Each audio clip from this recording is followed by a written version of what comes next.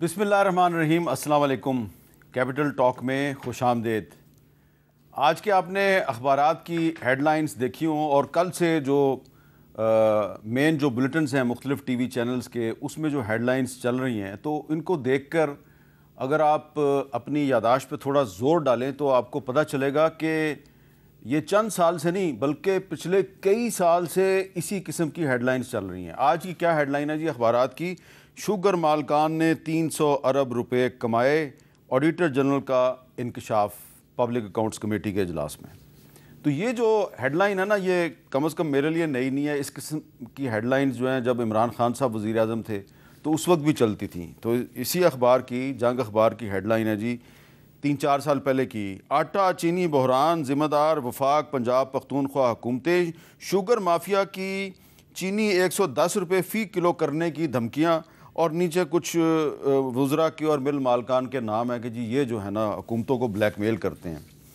अच्छा, ये मैं इसलिए कह रहा हूँ कि आवाम जो है उनके मसाइल वैसे के वैसे ही अपनी जगह पे, हुकूमत बदल जाती है, चेहरे बदल जाते हैं, लेकिन मसाइल वहीं के वहीं रहते हैं। आज से तकरीबन कई साल पहले जब जनरल शाहिद अजीज़ साहब नैब के चेयरमैन हुआ करते थे, 2006 की बात है, तो उन्होंने भी इसी तरह शुगर की एक इंक्वायरी शुरू की और वो फिर बंद हो गई थी।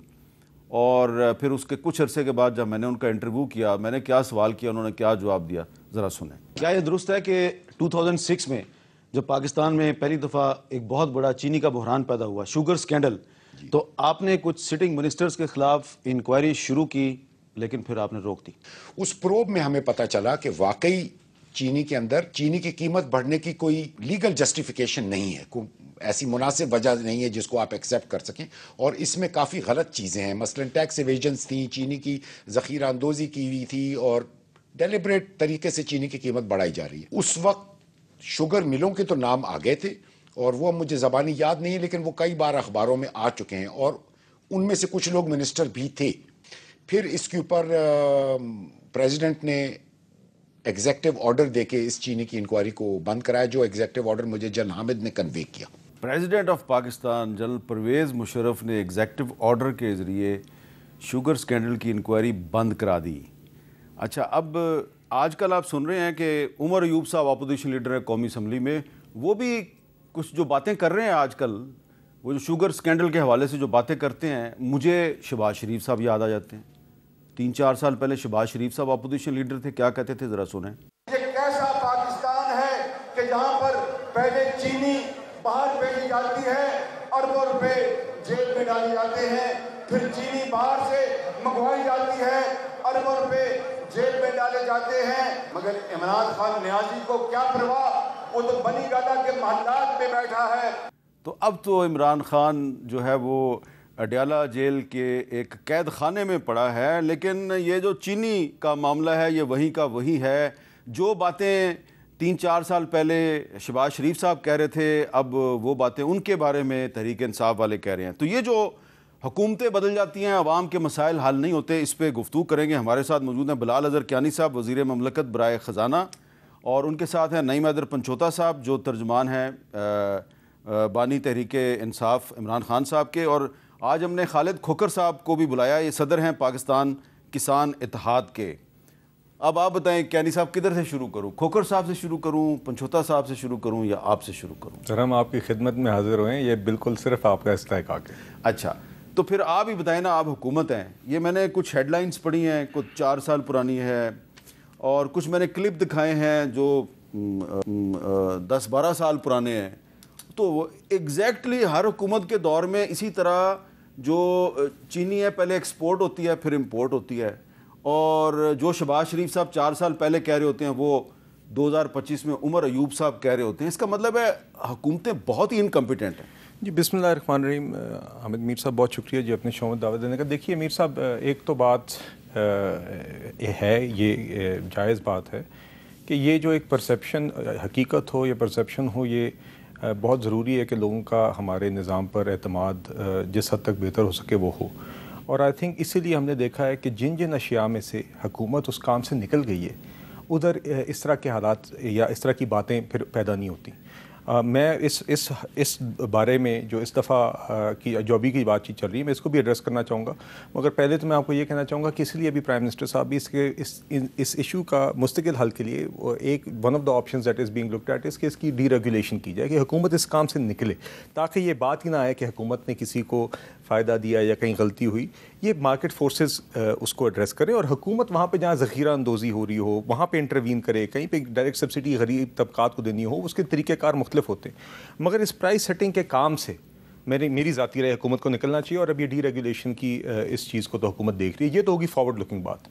جو اس دفعہ کی جو بات ہے، دیکھیے اس میں مختصر بات یہ ہے کہ پچھلے سال 2024 کے سیکنڈ ہاف میں غالباً ECC نے 2-3 دفعہ اجازت دی ایکسپورٹ کی، اور اس وقت یہی کنڈیشن تھی کہ قیمت نہیں بڑھنی چاہیے. اور اگر آپ دورانیہ دیکھیں جس وقت ایکسپورٹس کی اجازت دی گئی، اس دورانیے میں اگر آپ قیمتیں دیکھیں، میرے پاس ایک چارٹ میں یہ کچھ فون میں موجود ہیں، تو اس دورانیے میں قیمتیں اسٹڈی رہیں. اچھا، اب اس دفعہ کیا ہوا ہے کہ اس نئے سیزن کے اندر اب چینی کی قلت یا ایک پوٹینشیل قلت اس حوالے سے ایکسپیکٹ کی گئی کہ اس طرح کی ییلڈ یا پروڈکشن نہیں ہوئی جو ایکسپیکٹڈ تھی. ہاں، اس کو آپ پلاننگ ایشو کہہ سکتے ہیں ایکسیٹرا. اس کے نتیجے میں اب یہ سوچا گیا کہ شاید امپورٹ کی ضرورت ہے، اور وہ بھی اس حد تک ہے کہ شاید آپ کی ڈیمانڈ تو شاید موجودہ سے پوری ہو جائے، مگر آپ نے کچھ ریزرو بھی رکھنا ہوتا ہے. تو ایک تو یہ بڑا اہم ہے کہ یہ 2 سیپریٹ ایونٹس ہیں. جی اچھا پنچوتا صاحب، جو مسائل عمران خان کے دور حکومت میں تھے وہی مسائل شہباز شریف کے دور حکومت میں ہیں، کوئی ڈفرینس تو نظر ہی نہیں آتا. صرف یہ ہے کہ پہلے شہباز شریف صاحب جیل میں تھے، آج کل عمران خان صاحب جیل میں ہیں. بہت شکریہ عامر صاحب، آپ نے موقع دیا. جی دیکھیں، سب سے پہلی بات یہ ہے کہ آپ نے دیکھنا ہے کہ یہ جو سارا سامنے آیا ہے کہ مہنگائی ہوئی ہے اور اس کا بحران کیوں ہوا ہے اور اس کی کیا وجہ ہے. آپ اگر نظر دوڑائیں جتنی ملیں ہیں پاکستان کے اندر، ان میں سب سے زیادہ تعداد کن لوگوں کی ہے، کن گھرانوں کی ہے؟ شریف خاندان کی، زرداری خاندان کی، JKT اور دیگر لوگ اس کے اندر شامل ہیں. تو جب آپ کا کاروبار شوگر ملز ہوں گی تو آپ کو کوئی اختیار نہیں ہے بطور وزیر اعظم آپ فیصلہ کریں کہ آپ نے چینی جو ہے وہ ایکسپورٹ کرنی ہے اور کس ٹائم کے اوپر آپ نے امپورٹ کرنی ہے، کیونکہ آپ کا انٹرسٹ ہے اس کے اندر. اور یہ آپ دیکھ لیں کہ پہلے 7.5 لاکھ ٹن جو ہے وہ چینی باہر بھجوائی گئی، پھر اب کہہ رہے ہیں کہ وہ واپس منگوانی ہے. پہلے چینی کی باہر جب بھجوائی کی ایکسپورٹ کی گئی اس وقت پیسہ بنایا گیا اور وہ 114 بلین بنتا ہے، اور اس کے بعد جب یہ قحط پیدا کیا گیا، شارٹ فال یہ خود پیدا کیا گیا، اس کے اندر پھر آپ نے 98 بلین پیسے کمائے، اور اب واپس لا کے اس کے اندر بھی اب آپ دیکھیں کہ 11ویں مہینے کے اندر یعنی نومبر کے اندر یہ امپورٹ ہوگی. اور اس وقت جو ہے یہ کیونکہ سیزن شروع ہو چکا ہوگا گنے کا، کرش کا، اور پھر کسان کا گنا جو ہے وہ سستے داموں لیا جائے گا، اور یہ 2-3 مہینے ہی پروسیس چلے گا. جنوری اور فروری کے اندر گنا جو ہے وہ ختم ہو جاتا ہے کسان کی طرف سے، اور پھر مارچ کے اندر یہی شیڈول دوبارہ آپ دیکھیں گے، اور پھر اس وقت دوبارہ پیسے کمائے جائیں گے. اب جو گنا سستا خریدا جائے گا وہ کیوں خریدا جائے گا؟ کیونکہ چینی جب منگوا لیں گے آپ، وہ ڈیفینیٹلی چینی جو ہے وہ سستی ہو جائے گی، تو گنے کا ریٹ بھی کم ہو جائے گا. تو یہ سارا پروسیس جو کیا جا رہا ہے یا کیا جاتا ہے صرف اور صرف اپنی جیبیں بنانے کے لیے. اس کے اندر کسان، اس کے اوپر پریشر آتا ہے، اس کے اندر عام لوگ جو ہیں یہ سارا. جب آپ کی حکومت تھی تو آپ کی حکومت یہ مسئلہ کیوں نہیں حل کر سکتی؟ دیکھیں، ہماری حکومت کے اندر بڑا عمران خان نے سٹینڈ لیا، اور آج اگر جہانگیر ترین کی راہیں الگ ہیں نا تو اسی وجہ سے ہیں کہ انہوں نے کمیشن بنایا اور اس کے اوپر کارروائی کرنے کا کہا اور کارروائی ہوئی. تیسری بات یہ رہ گئی کہ جب آپ اسحاق ڈار صاحب کو جو کہ فارن منسٹر ہیں اور اس کو ہی آپ اپوائنٹ کریں گے چینی کے حوالے سے اس کمیشن کا سربراہ، جو وہ کیا کہتے ہیں جی ایڈوائزری کمیشن کا، تو پھر کیا ہوگا؟ پھر یہ ہوگا کہ وہ آپ کی انڈسٹری کو فائدہ دیں گے، آپ کے کاروبار کو فائدہ دیں گے. تو یہ پورا پیٹرن ہے جس کے ذریعے یہ سارا کیا گیا. اب دکاندار کیا کہتا ہے؟ اچھا، میں ذرا جو کسان اتحاد کے صدر ہیں خالد کھوکر صاحب، ان کے پاس چلتا ہوں. خالد کھوکر صاحب، یہ بتائیں، آپ تو ملتان میں بیٹھے ہیں، تو یہ کافی سال سے آپ بھی اس مسئلے کا شکار ہیں، کوئی سلوشن ہے آپ کے پاس؟ یہ مسئلہ کیسے حل ہو سکتا ہے؟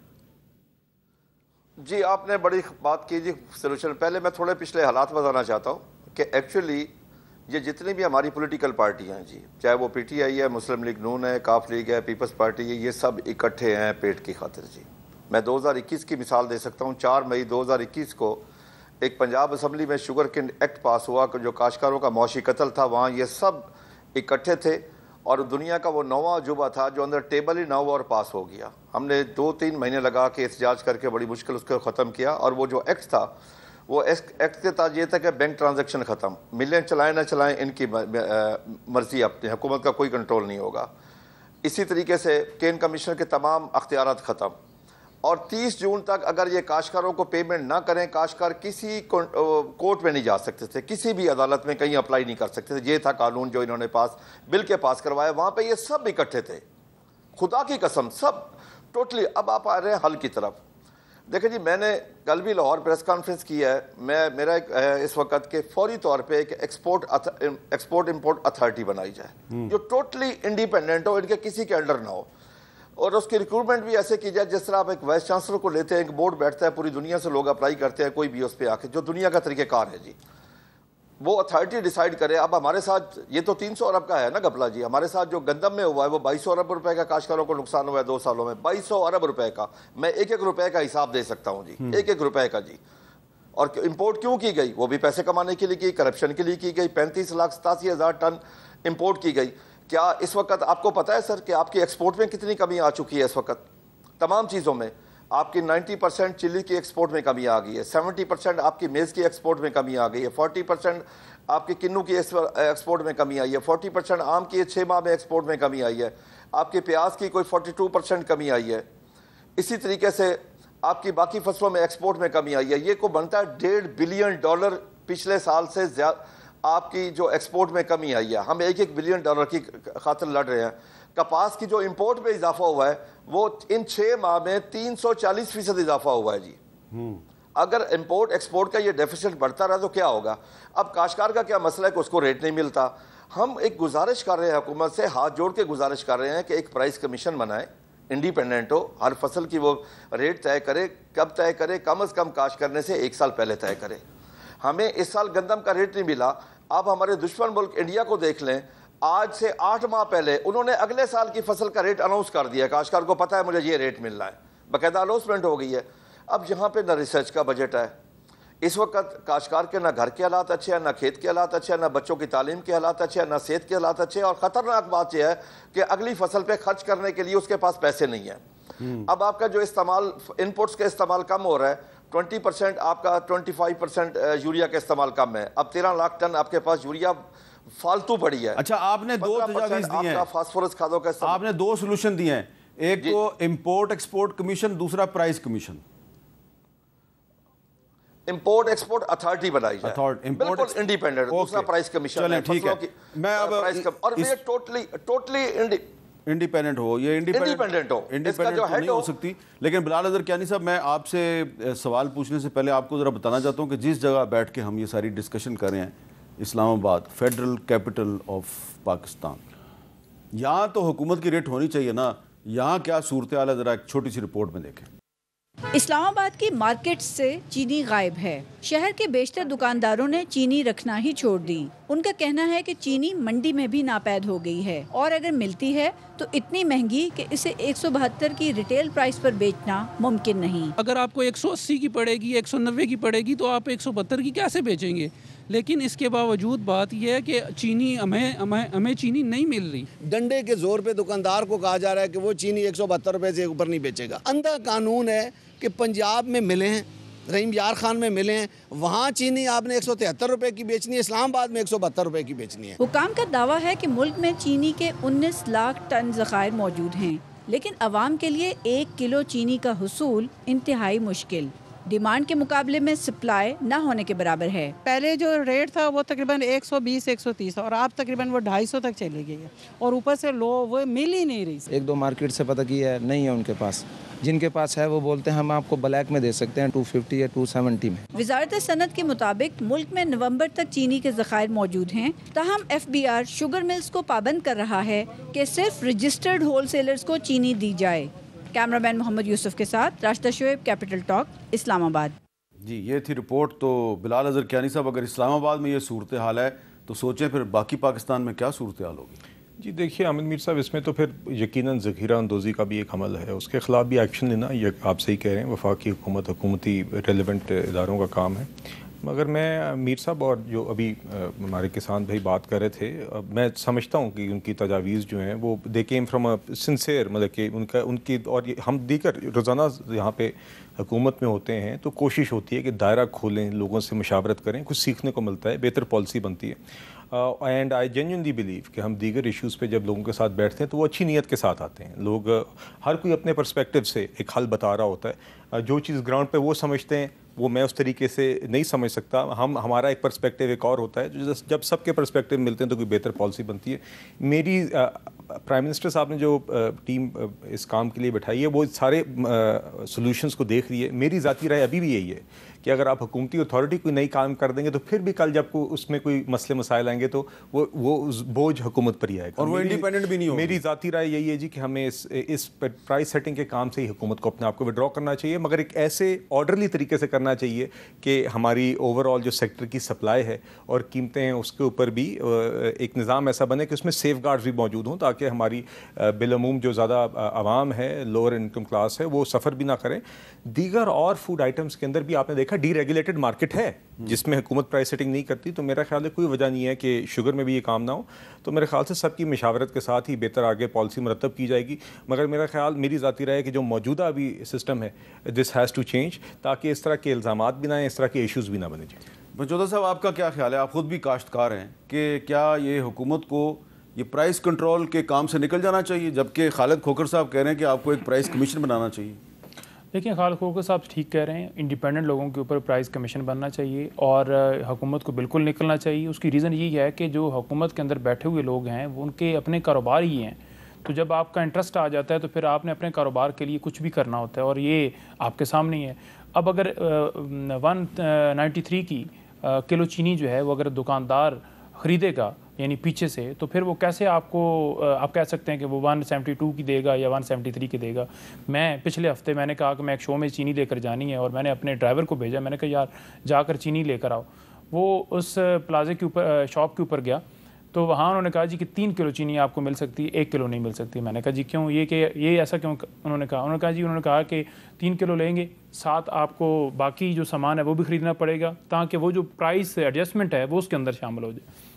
اب اگر کسان کے یہ آپ لگا لیں تو کسان کے ساتھ یہ الگ سے ظلم ہے، عام عوام کے ساتھ الگ سے ظلم ہے، لیکن پیسہ کس کی جیب میں جا رہا ہے؟ جو کبھی باہر بھجوا رہے ہیں، کبھی منگوا رہے ہیں، اور ایک شارٹ بھی خود بنا رہے ہیں کہ اب شارٹ ہو گیا جی، اس کے اندر پیسہ کما رہے ہیں، اور پھر جب گنا خریدنا ہے اس وقت آپ بنا رہے ہیں، اور پھر جب دوبارہ اگلا سیزن ہوگا، کیونکہ انہوں نے پچھلے دنوں ایک ایگریمنٹ کیا ہے جس کے تحت انہوں نے یہ کیا ہے کہ اب 7 لاکھ ٹن سے اوپر جو پیداوار ہوگی گنے کی، چینی کی، اس کو آپ ایکسپورٹ کر سکتے ہیں۔ یہ اب مالکان، یہ جو ملز مالکان ہیں اور حکومت کے درمیان معاہدہ طے پایا، اور یہ بھی ایک ملی بھگت ہے نا، کیونکہ سب سے زیادہ ملیں اگر آپ ریکارڈ اٹھا کے دیکھ لیں تو اس میں سب سے ٹاپ کے اوپر آپ کو ملیں ان کی نظر آئیں گے جن کا میں نے آپ کے سامنے ذکر کیا۔ اچھا، مل مالکان جو ہیں یہ ہر دور میں ہی بڑے مضبوط رہتے ہیں، حالانکہ پرویز مشرف صاحب جو ہیں ماضی قریب کے سب سے مضبوط حکمران تھے، وہ بھی جو ہیں سرنڈر کر گئے تھے۔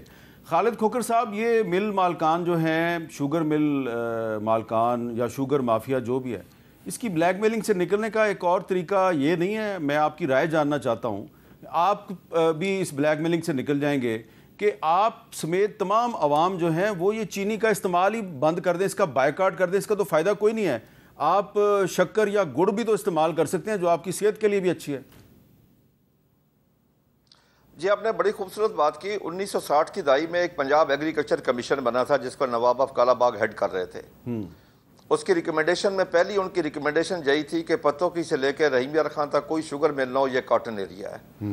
کاٹن ہمارے لیے وائٹ گولڈ ہے اور یہ چینی ہمارے لیے وائٹ پوائزن ہے، یہ بالکل اس کا استعمال کم ہونا چاہیے۔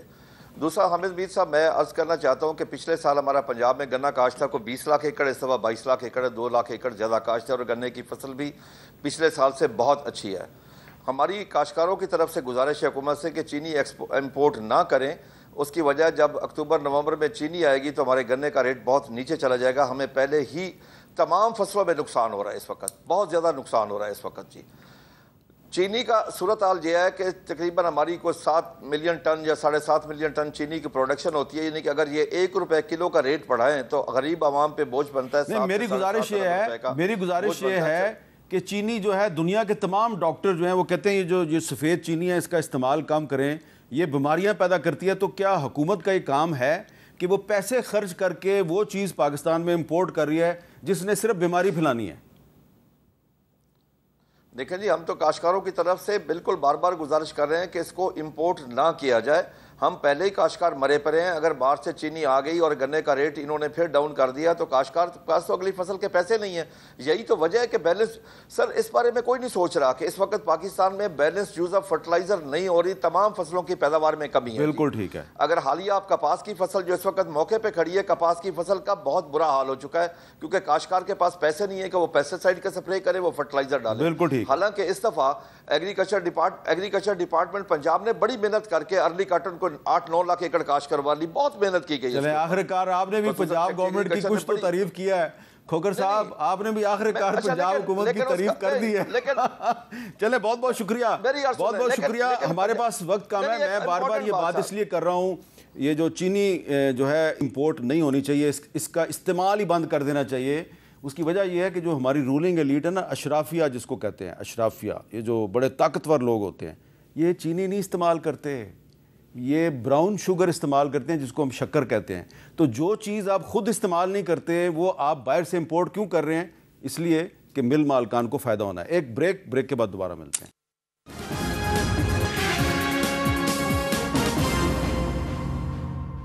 کیپٹل ٹاک میں دوبارہ خوش آمدید. تھوڑے دن پہلے وزیراعظم کے مشیر برائے سیاسی امور رانا ثناء اللہ خان صاحب جو ہیں، انہوں نے ہمارے پروگرام میں ایک بات کی تھی، اور یقیناً جب وہ آپ بات سنیں گے تو آپ کو سمجھ آ جائے گی کہ اب ہم اپنی روایتی سیاست کی طرف واپس جا رہے ہیں. سنیے رانا صاحب نے کیا کہا تھا. مجھے سمجھائیں کہ جی 5 اگست کو انہوں نے کیا کرنا ہے. 5 اگست کو عمران خان کے 2 بیٹے جو ہیں وہ اگر پاکستان میں آ جاتے ہیں، ایک جلوس کی وہ اگر والی بات ہے نا، وہ اگر بھی جو ہے وہ پورا نہیں ہونا. اچھا معاملہ، ہاں کیا مطلب وہ نہیں آئیں گے؟ نہیں آئیں گے. ہاں جی پنچوتا صاحب، کیونکہ آپ ترجمان ہیں عمران خان صاحب کے، تو یہ حکومت کو کیسے پتہ ہے کہ عمران خان کے دونوں برخوردار پاکستان نہیں آ رہے؟ دیکھیں ہاں میر صاحب، پہلی بات یہ ہے کہ انہوں نے پہلے جب ذکر ہوا کہ وہ آ رہے ہیں تو اس وقت سارے اچھل کے یہ کہہ رہے تھے کہ وہ آئیں، ذرا ہم دیکھیں گے، گرفتار کریں گے. اور اگر اس سے پہلے ان کے بیانات اٹھا کے دے لیں تو یہ کہتے ہیں قوم کے بچے مروا رہے ہیں، عمران خان اپنے بیٹوں کو کیوں نہیں بلا رہا. تو پہلے ان کو یہ کہہ دینا کہ ایک بیان کے اوپر تو قائم ہو جائیں. دوسری بات یہ ہے کہ عمران خان کے بچے آ رہے ہیں، بالکل آ رہے ہیں، بالکل آ رہے ہیں. اور کوئی ایسی ڈائریکشن خان صاحب کی طرف سے ہم تک جو آفیشیل ہمارا چینل ہے نہیں پہنچی کہ انہوں نے کہا ہو کہ آپ ان کو روک دیجئے. اور تیسری بات یہ ہے کہ ان بچوں نے خود یہ وش ظاہر کی تھی کہ ہم آئیں گے، بلکہ انہوں نے بتایا تھا اپنے والد صاحب کو کہ ہم آ رہے ہیں، اور خان صاحب نے سن کے اس پہ مسکراہٹ دی، خوش ہوئے. تو یہ ایسی چمگوئیاں باتیں ہوتی رہتی ہیں، چلتی رہتی ہیں، افواہیں پھیلاتے ہیں لوگ، جھوٹی افواہیں، لیکن وہ بالکل آ رہے ہیں. یہ ان کا حق ہے، یہ ان کا ملک ہے، ان کے پاس نائی کاپ ہے، وہ آئیں گے اور اس کا حصہ بننا چاہتے ہیں تو وہ بن سکتے ہیں. تحریک ہماری رول آف لاء کے لیے، جمہوریت کے لیے، عمران خان کی رہائی کے لیے، اس میں تمام طرح ہماری یہ ڈیمانڈ شامل ہیں، اور تب تک یہ جاری رہے گی جب تک یہ ہماری جو ڈیمانڈز ہیں وہ پوری نہیں ہو جاتی. اور ہم تو نکلے ہوئے ہیں، پاکستان کی خاطر نکلے ہوئے ہیں. آج عمران خان بھی اگر اڈیالہ جیل میں ہے تو کوئی اپنی ذاتی کیسز کی وجہ سے تو نہیں ہے. پہلے دن بھی اگر اسے اقتدار سے ہٹایا گیا تو اس وجہ سے تو نہیں ہٹایا گیا کہ اس کے اوپر جو ہے وہ بڑا 2 نمبر آدمی تھا، بلکہ اپنے موقع پر قائم رہے. انہوں نے کہا کہ ہم اڈے نہیں دیں گے، ایبسولوٹلی ناٹ کہا. اس کے بعد سائفر آیا اور ساری کہانی ہوئی. اس کے بعد بھی اب عمران خان کبھی بھی یہ نہیں کہتے کہ میں کو 2 سال پہلے میں موجود تھا جب یہ باتیں ہوئیں کہ انہوں نے کہا علیمہ خان کے بیان کو وہ سارا ٹوسٹ کر رہے تھے، تو خان صاحب نے کہا کہ آپ باہر جا کر یہ بات کرنا کہ 2 سال پہلے مجھے کہا گیا کہ 3 سال کے لیے آپ پیچھے ہٹ جاؤ، خاموش ہو جاؤ، اپنے موقف سے بیک پہ چلے جاؤ. لیکن 3 سال کا میں 3 منٹ کے لیے بھی پیچھے جانے کو تیار نہیں ہوں. تو آپ اس کے حوالے سے یہ باتیں کر رہے ہیں کہ دیکھیں جی یہ ہو گیا، وہ ہو گیا، وہ ڈیل کر رہے ہیں، وہ لیٹے پڑے ہیں. عمران خان اپنے موقع پر قائم ہے، بالکل احتجاج ہمارا ہوگا، ہماری تیاریاں جاری ہیں. اور انشاءاللہ تعالیٰ 5 جو ہے اس سے ہماری جو تحریک ہے وہ تو آغاز ہو گئی ہے. 5 کے بعد انشاءاللہ اس کو آپ کی تحریک کا آغاز ہو گیا ہے؟ بالکل ہو گیا. کہاں پہ ہوا ہے؟ دیکھیں ہر جگہ پر آج بھی جنوبی پنجاب کے اندر کنونشن تھا، ہمارے تمام جگہوں کے اوپر ایکٹیویٹیز جاری ہیں. ان کی طرف سے چھاپے چادر 4 دیواری کا تقدس وہ سٹل پامال ہے. میرے حلقے کے اندر 2 جگہوں پر، ایک عارف کے گھر، ایک غنی خان وزیر ہے، ان کے گھر ریڈ کیے گئے. جب میں جا کر میں نے وہاں پر کنونشن کیا اور بات کی. اچھا. اور لوگوں کو اغوا بھی کیا جا رہا ہے. میرے خود حلقے سے لوگ ثناء اللہ کو اغوا کیا گیا. بلال اظہر کیانی صاحب، پہلی بات یہ ہے کہ کچھ فیڈرل منسٹرز جو ہیں آپ کے سینئرز، وہ کہہ رہے ہیں جی دیکھیں عمران خان کے تو بچے نہیں آ رہے، تو وہ تو پنچوتا صاحب کہہ رہے ہیں وہ آ رہے ہیں. تو آپ پھر یہی کہیں گے کہ آنا چاہیے، ان کا رائٹ ہے، والد سے ملاقات کرنا ان کا رائٹ ہے؟ میرا خیال سے جی ان کا آنا نہ آنا ایک نان ایونٹ ہے. اچھا آئیں تو آئیں, نہیں آئیں تو نہ آئیں. میرے خیال سے اس بات کی کوئی اہمیت نہیں ہے. اس ملک کے قوانین ہیں, اگر ان کے پاس انٹری کے لیے کوئی ویزا یا کارڈ ہے, مجھے نہیں پتا, نائکاپ ہے, تو بے شک آ جائیں, جس طرح کوئی بھی پاکستان وزٹ کر سکتا ہے. مگر میرے نزدیک یہ بات اہمیت کی کوئی خاص حامل نہیں چاہیے. تو اگر تحریک انصاف جو ہے وہ 5 اگست کو لاہور میں جلسے کے لیے اجازت مانگتی ہے تو اس کو اجازت نہیں ملتی, اس کا کیا مطلب ہے؟ کیا آپ اس کی پاپولیرٹی سے خوف زدہ ہیں؟ یہ تو خیر میر صاحب ابھی دیکھیں گے نا کہ اگر یہ درخواست ڈالتے ہیں اور نہیں ڈالی ہوئی ہے. اچھا چلیں, وہ پھر حکومت ہو سکتا ہے کہ آپ ان کو 2 یا 3 اگست کو کہ ہاں آؤ جلسہ کر لو. میرے نزدیک میر صاحب آنیسٹلی اسپیکنگ میرے نزدیک 5 اگست بھی ایک نان ایونٹ ہے.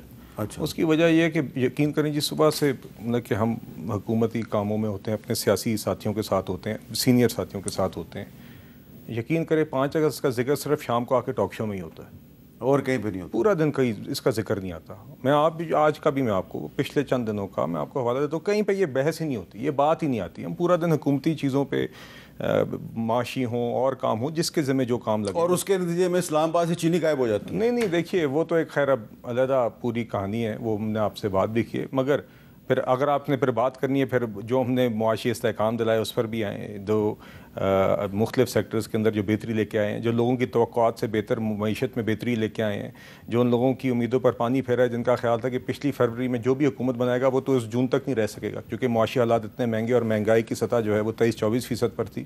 تو ان توقعات پر تو پانی پھیرا اور لوگوں کی توقعات سے بہت بہتر الحمدللہ. تو اس سلسلے میں ایک سوال کر لوں پنچوتا صاحب سے, اگر آپ برا نہ منائیں. جی پنچوتا صاحب, یہ تو آپ مانے نا کہ شہباز شریف صاحب کی حکومت نے پاکستان کو ڈیفالٹ سے بچا لیا, ڈیفالٹ نہیں ہو سکا. دیکھیں آپ اگر قرضہ لے کر یہ کہیں کہ ڈیفالٹ سے ہم بچ گئے ہیں, اور جو کھانے پینے کی چیزیں ہیں, جو روزمرہ کی چیزیں ہیں, جو آپ کے بجلی کے بل ہیں, جو آپ کے گیس کے بل ہیں, جو آپ کی پیٹرول کی قیمت ہے 149 سے آپ کی 273 پر چلی گئی ہے, میرے پاس رسید بھی تھی پچھلی. اچھا ایک منٹ, اب آپ یہاں پہ رک جائیں. جی, یہ 1 اگست کو پیٹرول سستا کر رہے ہیں آپ؟ دیکھیے میر صاحب, پیٹرول کی قیمتوں کا تعین 2 چیزوں سے ہوتا ہے. ایک گلوبل آئل پرائسز جو بھی اس کے 2 ہفتوں میں اتار چڑھا رہا ہو, تو گلوبل آئل پرائسز تو نیچے آ رہی ہیں. جی, وہ 15 دن کا جو بھی ڈیٹا ہوگا, پلیٹس ایک جہاں پلیٹس کا ڈیٹا استعمال کیا جاتا ہے, اور جو بھی فارن ایکسچینج میں اگر کوئی اتار چڑھا ہو جو ہمارا الحمدللہ اسٹڈی ہے, مطلب کہ 275 سے 282 1 اگست کو کمی ہونی تو انشاءاللہ اگر پلیٹس کا ڈیٹا یہ کہے گا, میں آپ سے یہ کہہ رہا ہوں کہ مور اور لیس وہی پاس تھرو کیا جاتا ہے. کمی بھی پنچوتا صاحب کہہ رہے ہیں کہ مہنگائی بہت ہو گئی ہے. نہیں دیکھیے دوسری, ہاں اس پہ بھی آ جائیے. پیٹرول ڈیزل کی قیمت آج بھی تقریباً اسی سطح پر ہے جس پر تب تھی جب ہم نے حکومت سنبھالی تھی, بلکہ جون تک تو پچھلے سال سے کم تھی حکومت سنبھالنے کے بعد. اس کی بنیادی وجہ یہی ہے کہ جب بھی اتار چڑھاؤ آئے ہیں ہم پاس آن کرتے رہے ہیں عوام کو. دوسری, میں نے مہنگائی کی شرح سے ابھی کے متعلق ابھی آپ سے بات کی, جب ہم نے حکومت سنبھالی تھی 23% تھی. پچھلے مالی سال کی ہماری توقع تھی کہ ہم کم کر کے 12% تک لے آئیں گے پورے مالی سال کے لیے, وہ ہم 4.5% تک لے کر آئے. مہنگائی کی شرح کو کم کیا, پالیسی ریٹ اسی کے نتیجے میں 22 سے 11% پر گیا. اسی کے ہی نتیجے میں حکومت کا انٹرسٹ کا ایکسپینس بھی 9700 کے بجائے 8900 ارب روپے 800 ارب روپے کی ہم نے وہاں بچت کی. تو مہنگائی ہم قابو میں لے کر آئے. کیا حالات آج پرفیکٹ ہیں؟ کیا دودھ کی نہریں بہ رہی ہیں؟ ہرگز نہیں. حالات مشکل ہیں, مگر اس سے بہت بہتر ہے جو لوگوں کی توقع تھی اور جو پہلے حالات تھے. مزید اگر آگے ہم نے سفر طے کرنا ہے, لوگوں کی قوت خرید بڑھانی ہے, روزگار بھی بڑھا کر, اور قیمتوں کے اندر جہاں پر بھی اس طرح کی ذخیرہ اندوزی ہوتی ہے اس کو بھی قابو میں کر کے, اور مزید اس سسٹم کو بہتر کر کے. بیچ میں ہم نے بجلی کے نرخوں میں بھی جب ممکن ہوا ہم نے کمی کی, پیٹرول کی قیمتوں میں بھی جہاں پہ ممکن ہوا ہم نے کمی کی. اور یہ جو ہم جب شرح کی بات کرتے ہیں مہنگائی کی, تو یہ ان سب قیمتوں کا مجموعہ ہی ہوتا ہے.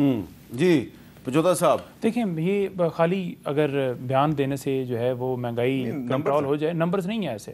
آپ کہہ رہے ہیں کہ انٹرنیشنل مارکیٹ کے اندر پیٹرول جو ہے وہ سستا ہے, اور ہم بھی اس کے حساب سے سستا کر لیں گے. تو پاکستان تحریک انصاف کی جب حکومت تھی اس سے آج کا کمپیریزن کریں تو آج ڈبل ریٹ کے اوپر کمی آئی ہے انٹرنیشنل مارکیٹ کے اندر. 62 ہے یا 64 ہے, اس راؤنڈ چل رہا ہے. لیکن اس کے باوجود آپ دیکھ لیں کہ 273 کے اوپر بیچ کے آپ یہ کہہ رہے ہیں کہ بڑا. دیکھیں پیٹرول جو ہے نا وہ تمام چیزوں کے اندر استعمال ہوتا ہے. آپ کوئی بھی لیں, رکشہ ہے, اسکوٹر ہے, کوئی بھی بسیں ہیں, آپ کی فیکٹریاں ہیں, ملیں, اس سے کیا ہوتا ہے کہ ایک تو عام رکشے والے تک وہ برڈن آتا ہے, باقی جو کھانے پینے کی روزمرہ کی ضروریات ہیں وہ بھی مہنگی بنتی ہیں, اور مہنگائی کا اثر ہر جگہ کے اوپر پڑتا ہے. لیکن مہنگائی ان کو نظر نہیں آئے گی جن کے اے ٹی ایم کے اندر کوئی پتہ ہی نہیں ہے کہ کتنے پیسے پڑے ہوئے ہیں. مہنگائی اس کو پتہ چلتی ہے جس کی 20,000 کی ایک مہینے کی تنخواہ ہے, 25,000 کی تنخواہ ہے, یا 30 کی, جس کی نوکری ہے ہی نہیں. 20,000 کی تنخواہ نہیں ہونی چاہیے, یہ انلیگل ہے. کم از کم 40,000 ہونی چاہیے. بالکل 40,000 ہونی چاہیے. لیکن کئی جگہوں پر ایسا ہے کہ 25-30,000 کے اوپر تنخواہیں, اور میں اس کو ثبوت کے ساتھ آپ کے ساتھ ثابت کر کے دے سکتا ہوں. اب اگر پی ٹی آئی سے ہم نے معیشت پر بھاشن سنے نا, یہ تو اس طرح ہی ہے جیسے علی امین گنڈا پور سے دہشت گردی پہ بھاشن سننا. علی امین گنڈاپور نے جو الفاظ ہماری افواج کے متعلق ادا کیے 2-3 ہفتے پہلے ایک پریس کانفرنس میں، اور دہشت گردی کے متعلق اور افواج کے متعلق جو الفاظ ادا کیے تھے وہ وہی الفاظ تھے جو مودی کے تھے. اسی طرح آپ معیشت کو لے لیں، وہ لوگ جن نے 4 سال یہ کیوں اپنی پرفارمنس کے بارے میں 4 سال کی بات نہیں کرتے؟ ہم پہ پتہ کیا الزام آتا تھا جب ہم اپوزیشن میں تھے کہ یہ 2013 سے 18 کے ہمیں رٹاتے رہتے ہیں، کبھی سی پیک کی بات کرتے ہیں، کبھی لوڈ شیڈنگ کے خاتمے کی بات کرتے ہیں. ہمیں باقاعدہ جرنلسٹ کہتے تھے کہ یار آپ کیا بار بار اپنی ہم کہتے تھے ہماری کارکردگی ہم بولتے ہیں، کیوں کبھی 2018 سے 22 کی معاشی کارکردگی کے یہ جملے ہی نہیں بولتے؟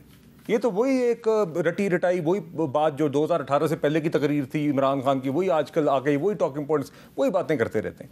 2018 سے 22 کے درمیان 2 کروڑ سے زائد لوگ غربت کی لکیر کے نیچے گئے، 50 لاکھ سے زائد لوگ آپ نے ان لوگوں نے بے گھر کیے، 4 سال مستقل مہنگائی رہی، 4 سالوں میں 4 وزرائے خزانہ آئے. اسد عمر صاحب آئے تھے پوسٹر بوائے بن کے، 1 سال کا عمران خان صاحب نے IMF نہیں جاؤں گا، خودکشی کر لوں گا میں، IMF نہیں جاؤں گا.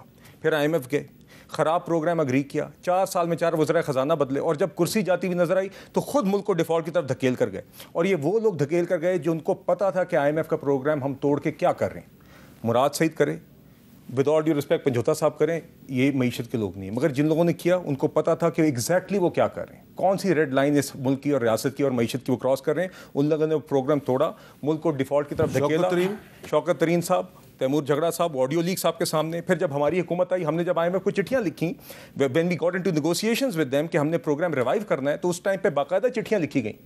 آپ کو یاد ہے وہ چٹھیاں جس کے متعلق پھر آڈیو لیکس آئی تھی کہ یہ کسی طرح PTI کی اس ٹائم پہ وزیر خزانہ برائے خیبر پختونخوا اس ٹائم پہ جھگڑا صاحب تھے، تو چٹھی لکھی گئی تھی باقاعدہ IMF کو کہ کسی طرح یہ ریوائول سبوٹاج اور ملک ڈیفالٹ کرے اور یہ IMF کا پروگرام اگری. چلے اب آپ اس طرف چلے گئے. میں نے ایک بریک لینی ہے. بریک کے بعد ٹرمپ صاحب جو ہیں انہوں نے انڈیا پر 25% ٹیرف لگا دیا ہے. اب اس پر ہم خوش ہو رہے ہیں، اور یقیناً خوش ہونا چاہیے، اس لیے کہ جب پاکستان پہ کوئی وقت آتا ہے تو انڈیا والے بھی بڑے خوش ہوتے ہیں. لیکن سوال یہ پیدا ہوتا ہے کہ ٹرمپ صاحب نے جو 25% ٹیرف لگایا ہے انڈیا پہ، تو انہوں نے کہا کہ جی یہ رشیا سے تیل خریدتے ہیں اور جو امریکہ کے جو دشمن ہیں ان کے ساتھ یہ تجارت کرتے ہیں. تو بھائی جان اس پہ بات چیت تو ہونی چاہیے کہ پھر اس کا مطلب یہ ہے کہ پاکستان بھی رشیا سے نہ تیل خرید سکتا ہے اور نہ ہی ایران سے گیس خرید سکتا ہے. اس پہ بات کرتے ہیں وقفے کے بعد.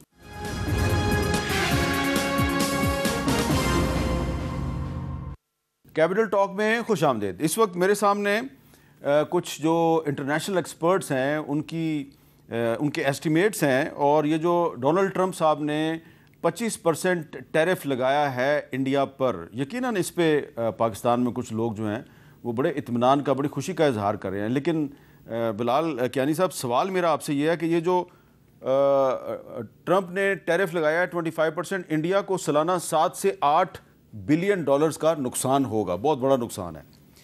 لیکن کیا اس کا مطلب یہ ہے کہ ہم پاکستان اگر رشیا سے تیل خریدنا چاہتا ہے، جو کہ ہم نے کوشش کی، کچھ آیا بھی، تو اب ہم بیک آؤٹ کر جائیں؟